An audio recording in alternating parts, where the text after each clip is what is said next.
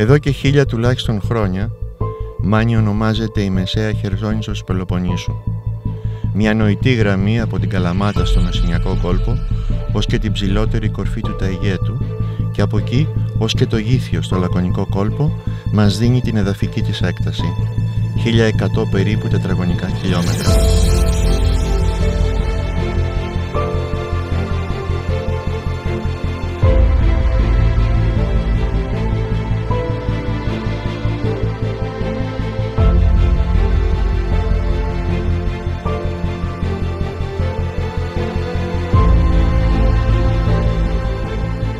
Μια ραχοκοκαλιά χωρίς ψαχνό και πάχος, ένα λιπόσαρκο μπράτσο κατά τον Γεράσιμο Καψάλη.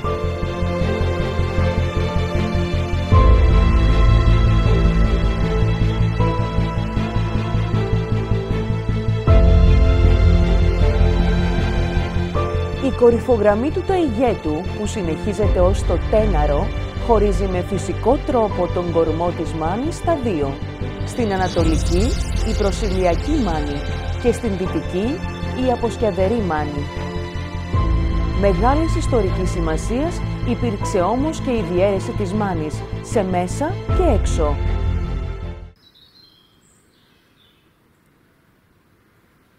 Το πράσινο εδώ εξαντλείται στις ανεμικές ελίτσες και τις φραγκοσικές.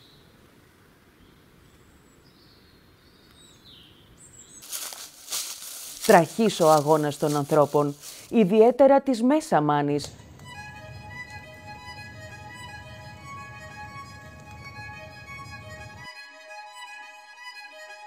Πρόβλημα μέγα η ζωή εδώ.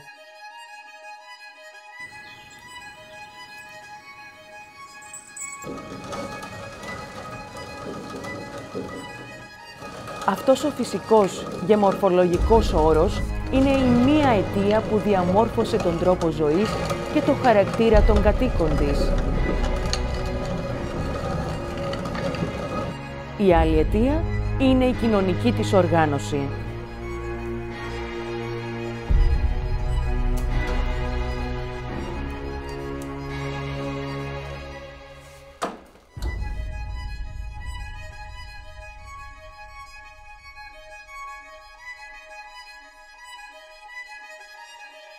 Η ένοπλη μπανιάτικη πατριά, με τον αυστηρό αιματοσυγγενικό δεσμό που ένωνε όλα τα μέλη της και την αρενογονία με το πυργόσπιτο, ήταν η υπέρτατη μονάδα στο χώρο του ιδιωτικού και δημόσιου βίου.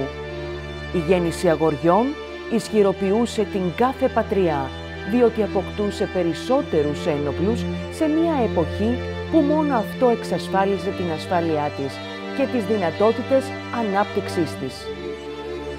Στα 365 χωριά με τους 50.000 κατοίκους που αποτελούσαν τη Μάνη το 1790 υπήρχε πλήρης έλλειψη πολιτικής και διοικητικής ενότητας με τη σημερινή τους έννοια. Θα πρέπει να φανταστούμε για να το κατανοήσουμε την κάθε πατριά, δηλαδή την κάθε μεγάλη οικογένεια, ως ένα μικρό εθνάριο που διακανόνιζε τις σχέσεις του και τα συμφέροντά του με τα άλλα εθνάρια, με ένα σύνολο κανόνων που στηριζόταν κυρίως στον άγραφο κανόνα του ισχυρού. Γραπτοί νόμοι δεν υπήρχαν. Οι οικογενειακές αντεκδικήσεις ήταν διαρκείς. Ο Σαράντος Καργάκος παρατηρεί ότι αυτές οι διαμάχες ήταν ένα διαρκές φροντιστήριο πολέμου. Ο ανταγωνισμός των ευρωπαϊκών δυνάμεων γύρω από το οχυρό της Μάνης και τους πολεμιστές της από το 1600 και μετά παίρνει μεγάλες διαστάσεις.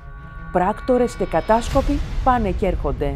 Όλοι ενδιαφέρονται για τη Μάνη. Σχέδια για τη Μάνη έχουν πέρα των Βενετών οι Γάλλοι, οι Ισπανοί, οι Γενοβέζοι, οι Φλωρεντίνοι.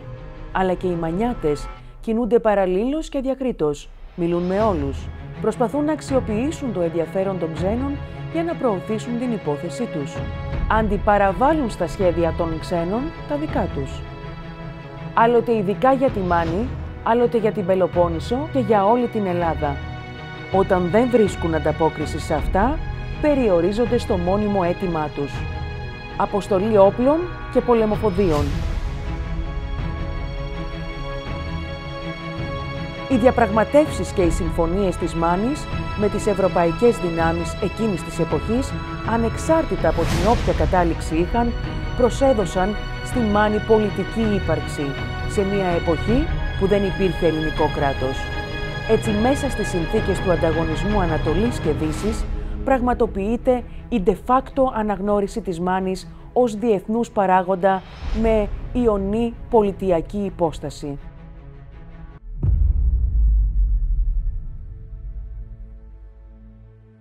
Το 1645 άρχισε ο 5ος Τουρκοβενετικός πόλεμος. Κράτησε 24 χρόνια, έως το 1669. Πρόκειται για το μεγάλο κρητικό πόλεμο που οδήγησε στην κατάληψη της Κρήτης από τους Τούρκους, παρόλο που υπερασπίστηκαν την Κρήτη και άλλες ευρωπαϊκές δυνάμεις πέρα των Βενετών. Η νίκη αυτή της Τουρκίας ήταν τόσο μεγάλη, όσο και η ήττα της 100 χρόνια πριν, στην ναυμαχία της Ναυπάχτου. Η Ευρώπη συγκλονίστηκε. Οι Μανιάτες από την αρχή του πολέμου έχουν πάρει τα όπλα. Ξεσπά φοβερή επανάσταση στο Μοριά. Στην πρώτη γραμμή Μανιάτες και Αρβανίτες και είναι τουρκικά χωριά. Με τους Βενετούς καταλαμβάνουν και καίνε την Καλαμάτα. Οι Τούρκοι στην αρχή υποχωρούν παντού. Οι Μανιάτες μεταφέρουν τον πόλεμο στη θάλασσα με άγριες πειρατικές επιδρομές. Επιχειρούν νύχτα να πυρπολίσουν τον Οθωμανικό στόλο που πολιορκεί την Κρήτη. Απορρίπτουν τις προτάσεις των Τούρκων για εξαγορά τους. Αποκρούν με τη βοήθεια και των γυναικών απόβαση των Τούρκων στα παράλια της Μάνης και νύχτα κόβουν τις άγκυρες των τουρκικών πλοίων και τους αναγκάζουν με μεγάλες απώλειες να αποχωρήσουν. Ο έκτος Τουρκοβενετικός πόλεμος διαρκεί 15 χρόνια, από το 1684 ως το 1699 και ο 7ος 2 χρόνια, από το 1714 ως το 1715. 2 ακόμα συμμετοχές της Μάνης, 2 ακόμα εξεγέρσεις, 2 ακόμα άκαρποι αιματηροί αγώνες.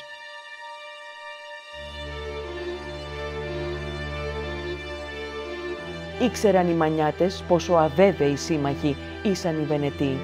Ήξεραν πόσο ιδιωτελής ήταν η πολιτική τους, αλλά με τους Τούρκους η Μάνη ήταν σε διαρκή εμπόλεμη κατάσταση. Η ψυχολογία τους προσφερόταν για κάθε απατηλία στο προσδοκία, με στόχο την απαλλαγή τους από τον τουρκικό κίνδυνο, από οπουδήποτε κι αν προερχόταν.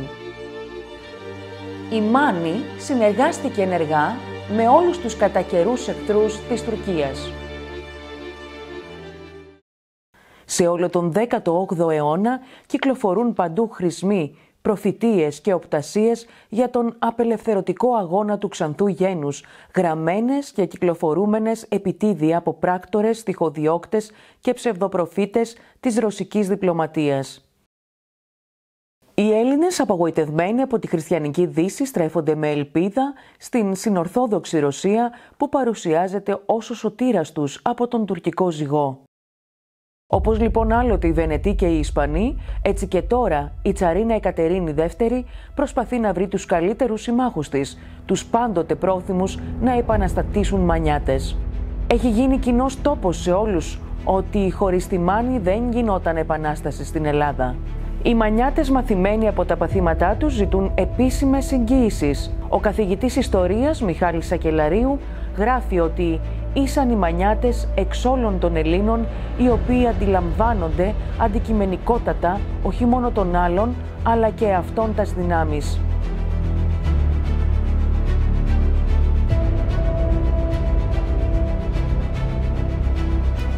Γνωρίζοντας δε ότι οι άλλοι Έλληνες ήταν τελείως απειροπόλεμοι, δεν απέκρυψαν τους συνδυασμούς των. Εν τω μεταξύ, ο μεγαλέμπορος της Καλαμάτας, Παναγιώτης Μπενάκης, εγγονός του Λιμπεράκη Γερακάρη, με εξωμανιάτες της επιρροής του, οθούμενος από πράκτορες της ρωσικής διπλωματίας, Παπάζολη και Παπαδόπουλο, έστειλαν αίτηση εν αγνία των Μανιατών, ζητώντας τη βοήθεια της Ρωσίας και υπόσχονταν ότι μόλις φανεί ο ρωσικός στόλος θα επαναστατήσουν περισσότεροι από 100.000 Έλληνες. Το 1769 οι Μανιάτες παίρνουν γραπτή διαβεβαίωση από τη ρωσική κυβέρνηση πως η τσαρίνα Εκατερίνη δεν θα τους εγκαταλείψει. Έτσι αποφασίζουν την εξέγερση. Ο ρωσικός στόλος που καταπλέει το 1770 δεν ήταν η μεγάλη αρμάδα που όλοι περίμεναν. Όλο το πλήρωμα των καραβιών δεν ξεπερνούσε τους 800 άντρες. Ήταν φανερό πως οι Ρώσοι στήριζαν τις ελπίδες τους στις δυνάμεις των Μανιατών και των άλλων Μωραϊτών και Ελλήνων. Η Επανάσταση γενικεύτηκε το 1770 σε όλη την Πελοπόννησο. Οι Μανιάτες, με επικεφαλής τον Γεώργιο Μαυρομιχάλη, παππού του Πετρόπεη, καταλαμβάνουν την Καλαμάτα, την Κυπαρισία, τον Μιστρά και ενισχυμένοι με Ζακυνθινούς και Κεφαλονίτες αρχίζουν την πολιορκία της Τριπολιτσάς. Διεξάγονται φωνικότατες μάχες, αλλά το ελληνικό μέτωπο καταρρέει γρήγορα. Τον Ιούνιο του 1770, 3 μήνες μετά τον ερχομό τους, οι Ρώσοι έχουν εγκαταλείψει την Πελοπόννησο. Ο Αλέξης Ορλόφ, για να ξεπλύνει τη μεγάλη αποτυχία του, καίει με ελληνικά πυρπολικά που οδηγούσαν Ψαριανοί και Μικονιάτες στον τουρκικό στόλο στον ναύσταθμο του Τσεσμέ απέναντι από τη Μυτιλήνη στις 25-26 Ιουνίου του 1770.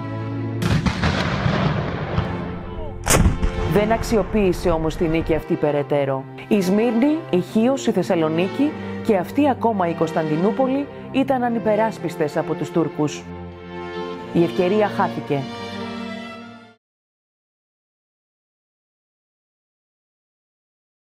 Με αναπανάληπτο δραματικό βάθος και πλάτος ξέσπασε η μανία των εξαγριωμένων Τούρκων για την εξέγερση αυτή.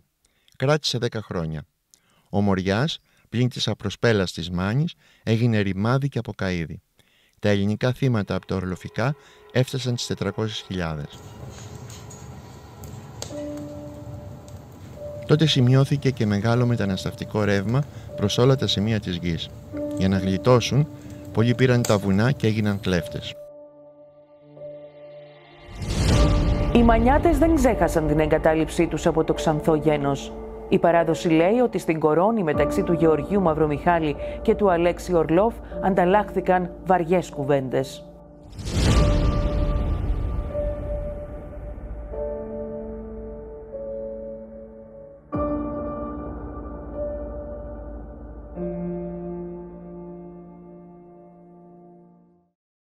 Το 1825 εμφανίζεται ο Ιμπραήμ στην Πελοπόννησο, γιος του Μοχάμεντ Άλι, βασιλέα της Αιγύπτου, που ήταν ουσιαστικά ανεξάρτητη από το Σουλτάνο.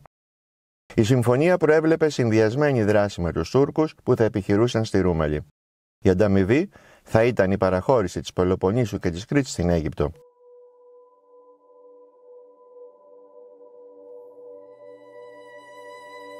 Ο Ιμπραήμ ήταν ικανότατος στρατηγός και είχε στη διάθεσή του ένα τακτικό στράτευμα εκπαιδευμένο και οργανωμένο από Γάλλους αξιωματικούς. Οι Έλληνες για πρώτη φορά θα αντιμετώπιζαν κανονικό τακτικό στρατό. Τα δύσκολα χρόνια 1825-1827 της Επανάστασης, που στη Ρούμελη πήρε επικό χαρακτήρα με τραγικούς επίλογους στο Μεσολόγγι και στην Αθήνα, ο Μοριάς ζούσε ένα συνεχές δράμα με πρωταγωνιστή το Θεόδωρο Κολοκοτρώνη, που λέει στα απομνημονεύματά του: «Εις τον καιρό του προσκυνήματος εφοβήθηκα μόνον για την πατρίδα, όχι άλλη φορά, ούτε στις αρχές, ούτε στον καιρό του δράμαλη». Η προδοσία είχε σηκώσει το άθλιο κεφάλι της. Ολόκληρα χωριά, καπεταναίοι και κοτσαμπάσιδες προσκυνούν και περνούν στις γραμμές του εχθρού. Ο Κολοκοτρώνης απάντησε στην πολιτική του προσκυνήματος στον Ιμπραήμ και στα προσκυνοχάρτια του με την επιβολή επαναστατικής τρομοκρατίας. Όποιο χωριό προσκυνά θα πυρπολείται, όποιος προσκυνά θα εκτελείται. Τον Ιούνιο του 1826 η Επανάσταση μετά από 2 εμφυλίους πολέμους πνέει τα λίστια. Το Μεσολόγγι έχει πέσει, αλλά ο κρότος του τράνταξε την οικουμένη. Η Ρούμελη έχει προσκυνήσει. Ο Ιμπραήμ και η αναρχία κυριαρχούν παντού. Οι ευρωπαϊκές διεργασίες για το ελληνικό ζήτημα εντείνονται.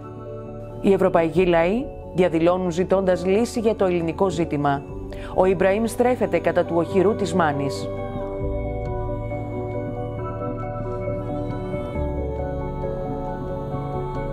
Οι Μανιάτες, που την εποχή εκείνη τους αποκαλούσαν Σπαρτιάτες και τιμάνι Σπάρτη, έχουν απορρίψει το τελεσίγραφο του Ιμπραήμ και ετοιμάζονται για τον ίστατο αγώνα. Η Γενική Εφημερίδα της Ελλάδος γράφει: «Από εσάς μόνους κρέμεται και σήμερον να μην διαλυθώσιν ως όνειρον οι ελπίδες της Ελλάδος και όλου του χριστιανικού κόσμου. Να μην καυχηθεί ο Αιγύπτιος ότι νικά παντού και θριαμβεύει».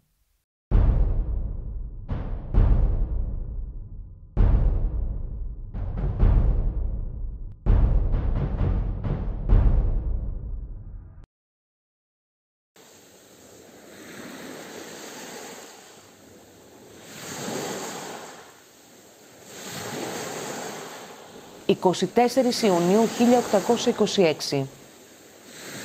Καταπλέουν νύκτα στον όρμο του Δηρού 16 πλοία με 1.500 άντρες.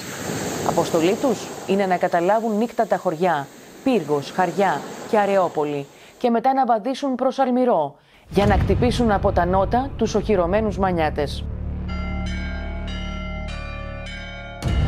Ξαφνικά ακούν τις κοδωνοκρουσίες από τους ταχυδρόμους που είχαν έρθει από τον Αλμυρό ζητώντας ενισχύσεις. Νομίζουν ότι έγινε γνωστή η απόβασή τους. Ζητούν ενισχύσεις και οχυρώνονται περιμένοντας επίθεση. Με το ξημέρωμα κινούν μια φάλαγγα προς Αρεόπολη και μία προς Χαριά και Πύργο.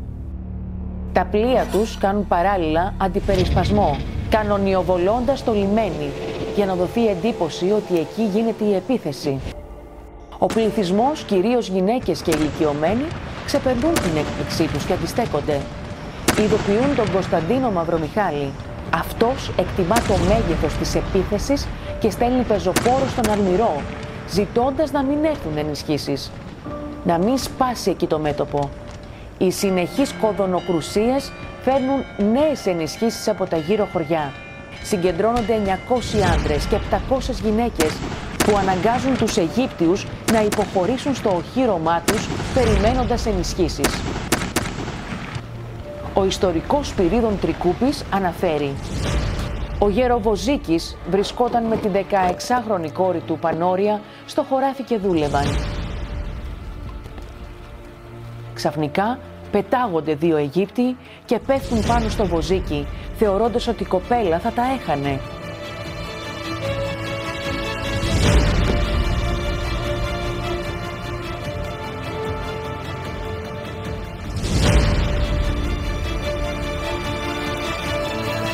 Η Πανόρια όμως επιτίθεται στον έναν και τον σκοτώνει, ενώ με τη βοήθεια του πατέρα της σκοτώνουν και τον δεύτερο.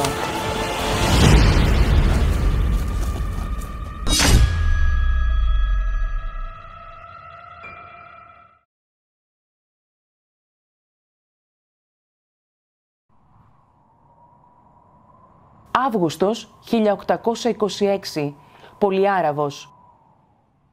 Ο Ιμπραήμ, νιώθοντας τα στενά περιθώρια χρόνου που έχει, πριν οι ευρωπαϊκές δυνάμεις παρέμβουν στρατιωτικά στο ελληνικό ζήτημα, επιχειρεί να καταλάβει τη Μάνη για τρίτη φορά. Από το βορρά, μέσα από τις κλεισούρες του Ταιγέτου, προελάβνει προς τον Πολυάραβο με 6.000 πεζικό, ιππικό και πυροβόλα. Τρίτη μέρα, 28 Αυγούστου.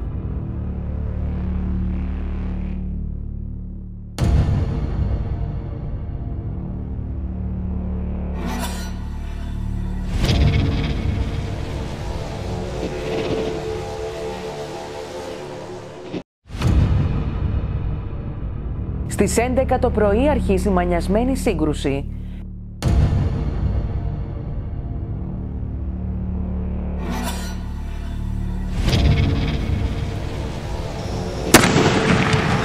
Εξουδετερώνουν τον Ναπολεόντιο ελιγμού του Ιμπραήμ υπερφαλάγγισής τους.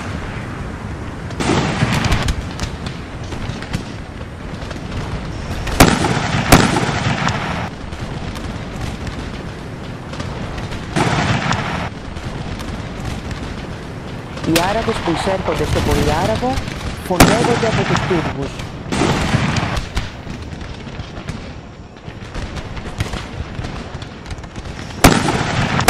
Στη μία μετά μεσημβρίας, 5 νέοι από τα Σκυφιάνικα με καταδρομική επιχείρηση επιχειρούν να φωνεύσουν τον Ιμπραήμ που σώζεται από τύχη.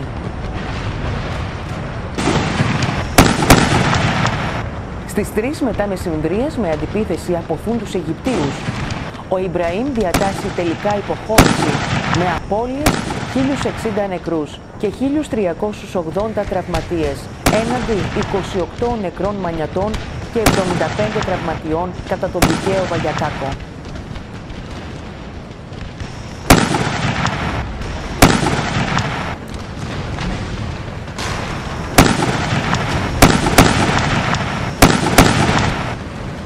Μαθαίνοντας δε ότι ο Κολοκοτρώνης με 2.000 ένοπλους κινείται βορειότερα για το προς τον Κάμπο, αποσύρεται πλήρως από την περιοχή. Το σχέδιό του απέτυχε.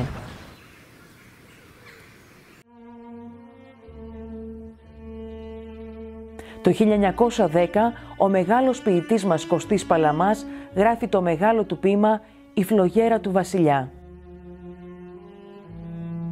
Να οι μανιάτες, και είναι όπως οι βράχοι τους, και σουβλεροί και ολόρθοι, και ολόγυμνοι και απάτητοι, και ξεμοναχιασμένοι, τα κακοβούνια, ο ματαπάς, κουρσάρι για κουρσάρους, και βρίσκονται και πλάι με αυτούς, μόνο με αυτούς μονιάζουν, και άλλοι ανυπότακτοι, στερνοί και μετρημένοι, αρχαίων σβησμένων ολύμπων, πιστοί και καλογεροφάγοι.